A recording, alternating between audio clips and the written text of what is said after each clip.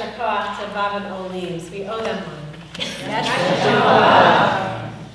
Beautifully done. I have a feeling we're going to have some beautiful bar mitzvah services here this spring.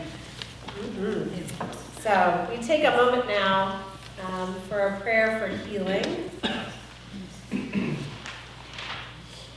And we are especially thinking about Laura Hessline, David Hayes, Jose Peraza, Morty Pear, Lynn Coville, Josephine Almaznino, Barbara Edelson, Judy Fine, Carol Berzin, Nancy Schwam, Heikki Vaisanen, John DiNicola, Natalie Lindstrom, Danny Redak, Sybil Reno, Terry Duran, Peggy Tunick, Harvey Redak, Reagan Konecki, Louise Ross, Joe Watanabe, and Linda Thaw. There are other folks that you're thinking of who are in need of healing. You can say their names at this time. Anita Tria. Karen Thomas. Jan Wong. Kevin Aldridge.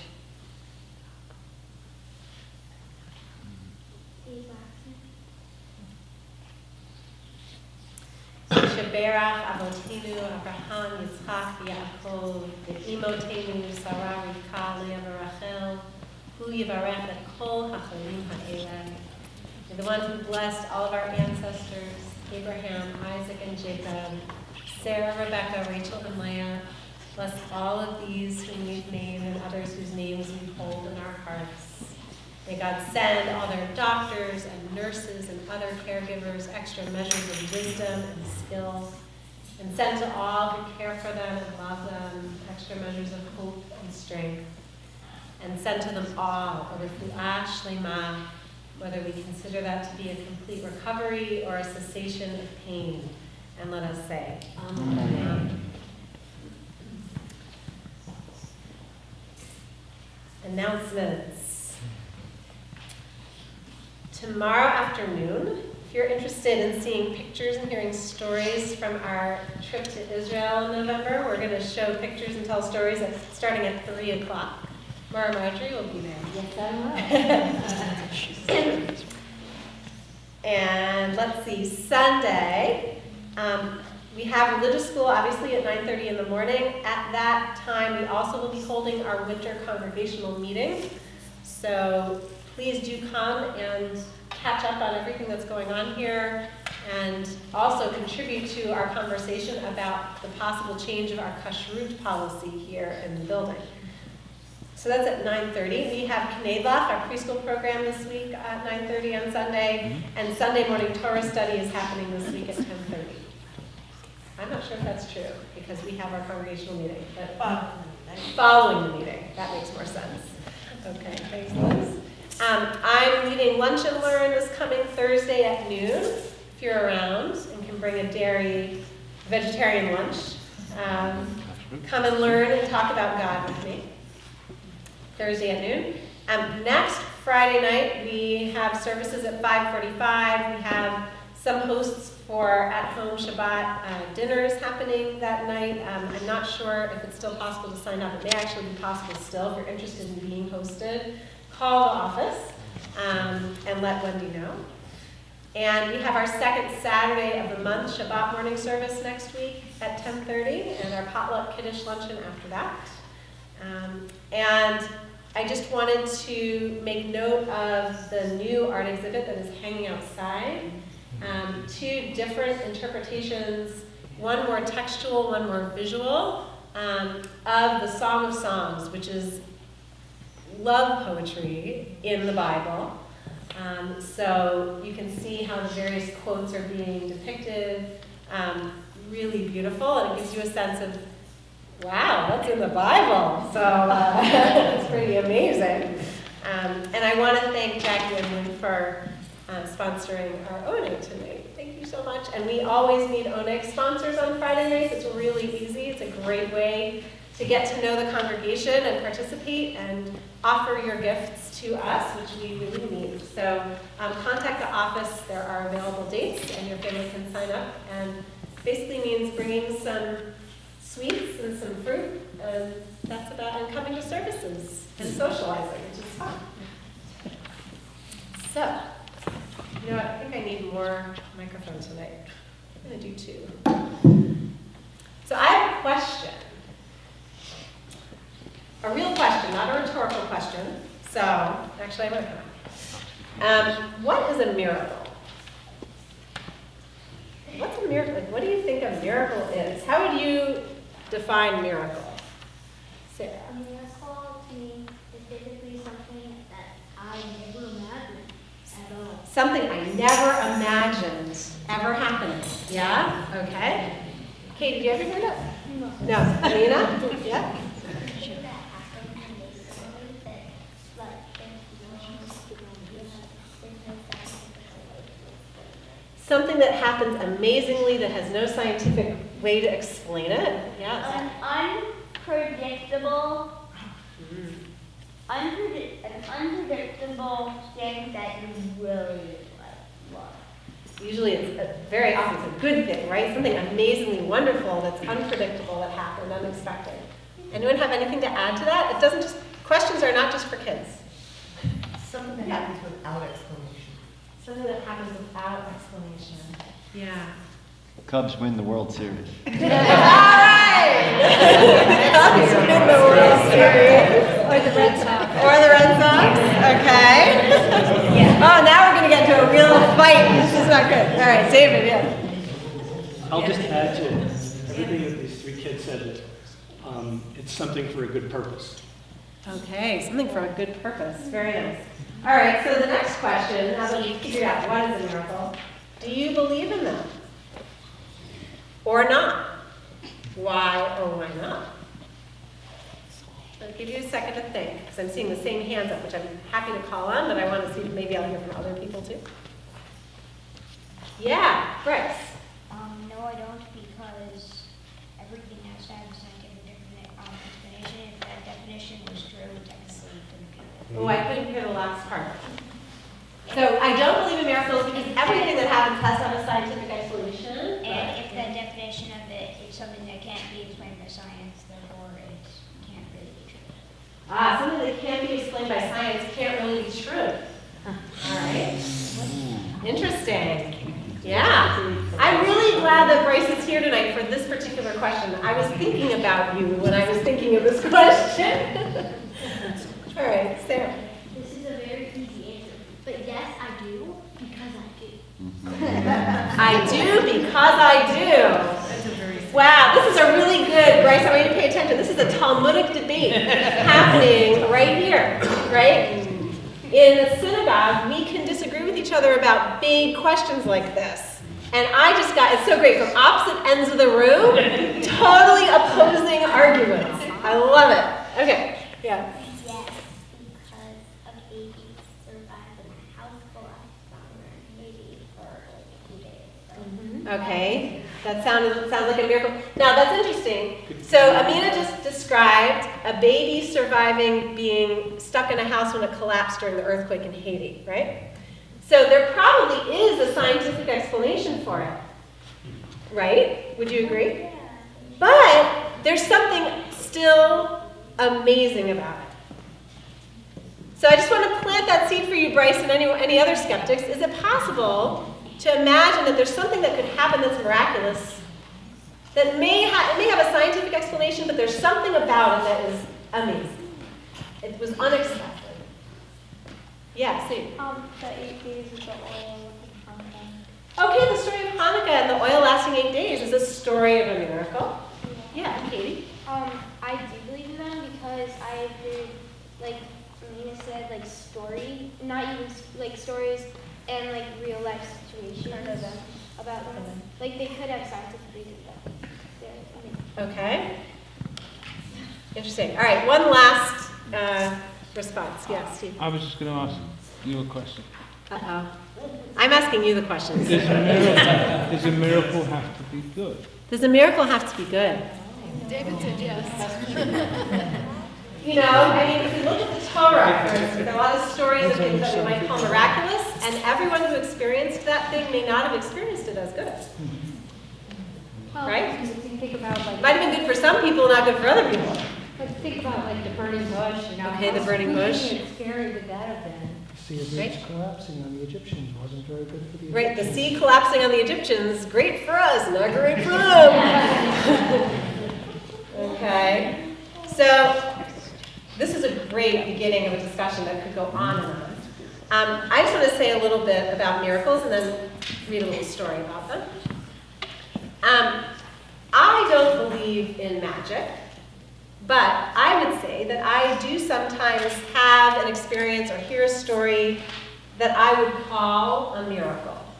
In fact, even this week, something happened around here that was quite miraculous. And there are scientific reasons for it. But a gentleman in our congregation really almost died this week of a heart attack. And he survived. And he's not in the hospital anymore. That all happened. It started on last Friday night. And here we are today. And I look at that and I'm incredibly grateful for medical technology and the care that he got. But there's an element of mystery to it that we just can't quite understand. Because someone else in that same situation with a teeny tiny something undetected that we couldn't even see might not have survived, and yet this person did. And there's something about that that gives us the sense that there's some element of grace in the world, goodness in the world, something that we never expected, that we can't really count on, that happens once in a while. And maybe we can call that a miracle. And some people attribute moments like that to God. That's one way of trying to understand if we can't explain it scientifically, or if we can, but there's still this element of mystery to it. Where did that come from? You know, some people, definitely in our tradition, our stories, attribute those kinds of things to God. So here's a story about God and miracles. God never liked miracles. They were too flashy. Usually they hurt people, and after the miracle was over, people wanted another one right away. Also, the people never really believed that the miracles were coming from God.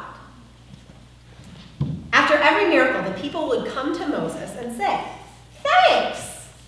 And Moses would say, "Don't thank me, thank God. God is the miracle maker. I am just the miracle bringer." But it didn't matter what Moses said. The people thought that he was the one making the miracles. After all, they could see Moses, and they could not see God. They just thought that Moses was being modest and humble. Moses tried everything to convince the people that it was God making the miracles. Once, Moses hid under his bed before a miracle, but the people found him and said, "Moses, that was great how you did that miracle from under your bed." Another time, when Moses knew a miracle was coming, he had someone tie him up and put a bag over his head. But after the miracle, the people rushed to Moses and asked him, "How did you do the miracle, all tied up like that?" But God still gave Moses the power to do the miracles because God knew that miracles were the only thing that would convince the Pharaoh to let the children of Israel go. The Pharaoh let the children of Israel leave Egypt, but they were stopped by the Red Sea. The people came to Moses and said, "No problem, all we need is one little miracle. Moses, we can just cross right over the Red Sea. Give us a miracle." Moses told them, again, that it was God and not he who was making the miracles. Meanwhile, the Pharaoh changed his mind and was storming down on the children of Israel. Moses asked God for a very big and very quick miracle. But God said, "Sorry, Moses, no more miracles." Moses was angry. "Why did you take us out of Egypt if you were just going to let the Pharaoh kill us at the Red Sea?" So God gave Moses a very big miracle. and split the Red Sea. On the other side of the Red Sea, the children of Israel said, "Thanks, Moses. That was a great miracle." And Moses said, "Don't thank me. Thank God. God is the miracle maker. I am just the miracle bringer." Then God told Moses, "That's it. No more miracles." A few days later, in the desert, the children of Israel had run out of water and food, and they were yelling at Moses to get another miracle from God. Moses appeared before God and said, "I'm really sorry to bother you again, but I don't know what you had in mind here. There are almost 1 million people wandering around with no water and no food." So God sent food from the sky and water from the ground. And the people said, "Thanks, Moses." And Moses said, "No, don't thank me. Thank God." And God would say, "Oh, sorry." And then God said, "That's it, Moses. No more miracles." Well, the children of Israel needed hundreds of other miracles to get through the desert and to get to the land of Israel. And after every miracle, they would say, "Thanks, Moses." And Moses would say, "Don't thank me, thank God." And God would say, "That's it, Moses. No more miracles." After Moses died, many years and many miracles later, Joshua was chosen to lead the people out of the desert and into the land of Israel. Joshua also asked God to do some miracles to make getting into the land of Israel a little easier for the children of Israel. At first, God said no to Joshua, but he begged God, saying, "Let me do a miracle, and then the people will see that it was you all along, and not Moses, who made all those miracles." So God gave in and did a miracle through Joshua for the people. When it was over, the people rushed up to Joshua and said, "Great miracle, Joshua! You're just about as good a miracle maker as Moses." The end. That'll give you more food for thought over the oneg to talk about where do miracles come from. And really, why in the world didn't God like miracles? We'll let you go home with those questions. We're gonna, birthday blessings. Speaking of miracles, beautiful segue. See, I did it in exactly the right order. The miracle of being born. There are definitely scientific explanations for it, right? But still, if you've ever experienced it and remembered it, because when you're born, you don't quite remember it. Or if you've ever held a baby, or just looked into the face of a child, you know that there is something that you can't quite explain that's quite amazing. Yeah? The science is actually against birth ever happening. Science is against birth ever happening? Yeah, the chances of any of us ever actually being here are microscopic. Beautiful. In scientific sense. Okay. So maybe human beings, maybe it's a matter of perception. That when something that happens that is quite, unusual or rare, we perceive that as a miracle, right? Okay. So I need 4 people to help hold up this chuppah who were not born in February, so that we can put people who were born in February on this. So. And if you were not here for your birthday blessing in January, you are absolutely invited. No, I usually. Thank you for all of this. Both of you? Oh, you want to help hold it up? Oh, thank you, guys. Super. No one born in February? Or February? I know Zeve is home with the flu. Go, Katie. And if you missed January and you wanted a blessing, you can come to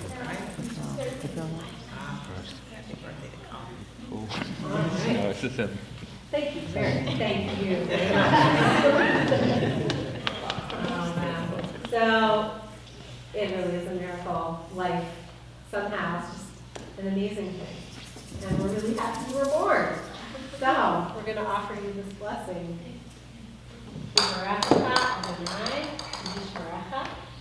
May God bless you.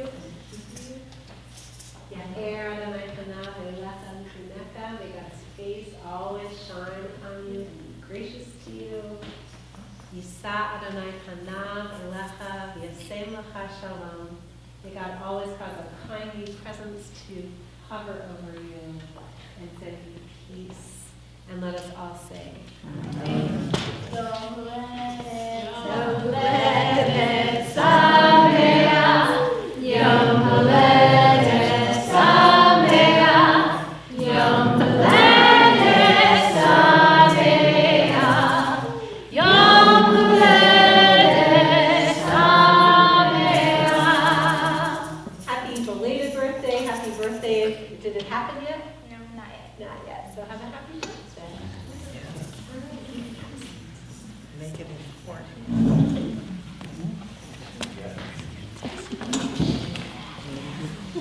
Katie, when's your birthday? February 22nd. February 22nd, so like 2 weeks before your bat mitzvah or something? Yeah, something like that. Something like that, all right. I think you're our first bat mitzvah of the season, right? Yeah. Yeah, all right. We're counting down the days. Did I forget anything else? Okay. We're going to rise now for Aleinu, which is on page 30.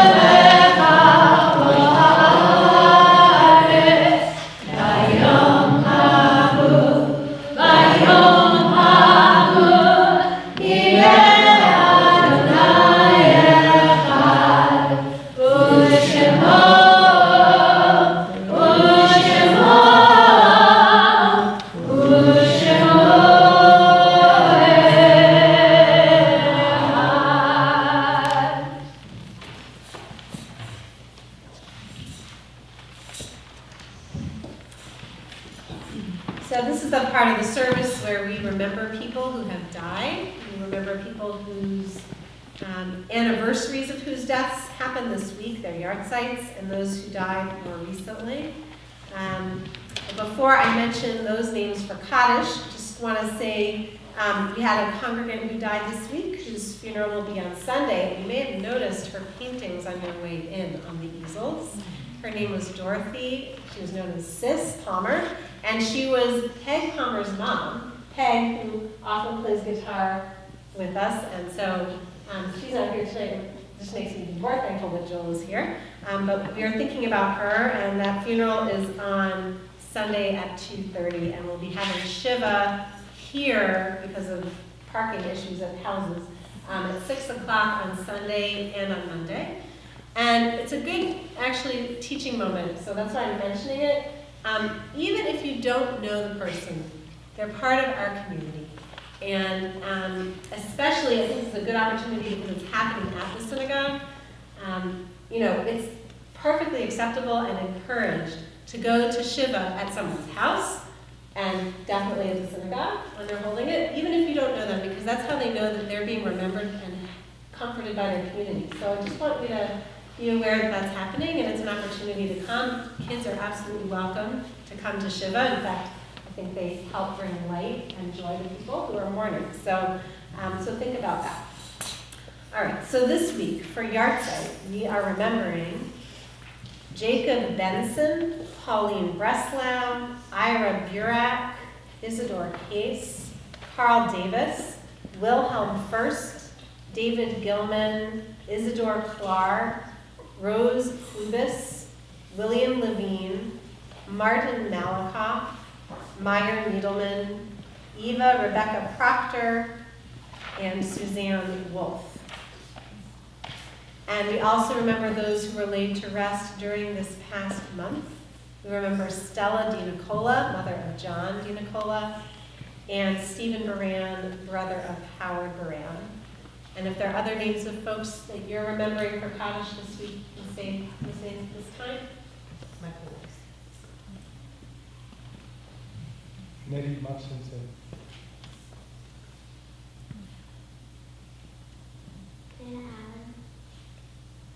Mourners and those who wish to join them, please rise. Kaddish is on page 37. Yitkadal v'yitkadash shmei Rabbi, Alma divrach utei v'yamlech malchutei, v'chayechon v'yomechon v'chayei tochol beit Yisrael, v'agala v'yizman karib v'yimru amen. Yehei shmei Rabbi v'vorach le'olam lomei amayim. Yitbarach v'yishkalach v'yitar v'yitramach v'yinaseh, v'yitadar v'yitaleh v'yitolal shmei v'yishai Le'elam yimkol birchata v'shirata, tushbechata v'nechamata, v'amiran v'alma v'yimim amen. Yehei shlama rabba v'yishemaya, v'chayim aleinu v'al kol Yisrael, v'yimru amen. Oseh shalom v'yimrama, huya oseh shalom, aleinu v'al kol Yisrael, v'yimru amen. May the source of peace send peace to all who mourn and comfort to all who are bereaved. And we say, Amen. We're all going to stand up and sing Lo Yisagoi on page 39. Anyone else want to come up and sing? Come on up. Anyone who wants. You don't want me.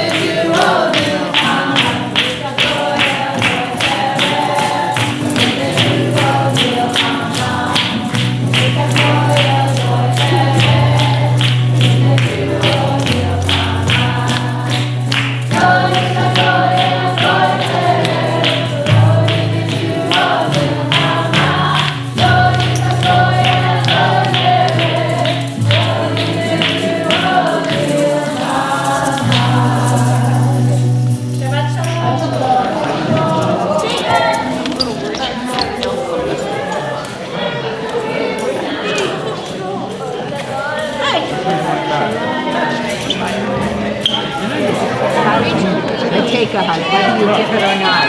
So mom's coming. That's exciting. So we're official. I had to make a decision. You chose an Oho. Is that what it's called? Uh-huh. Okay, good. It's on Main Street. Yes, it'll be very good. And I always am. Have you been there before? Oh, good. So it's something new. Excellent. Is it a sit-down place? It is a sit-down place.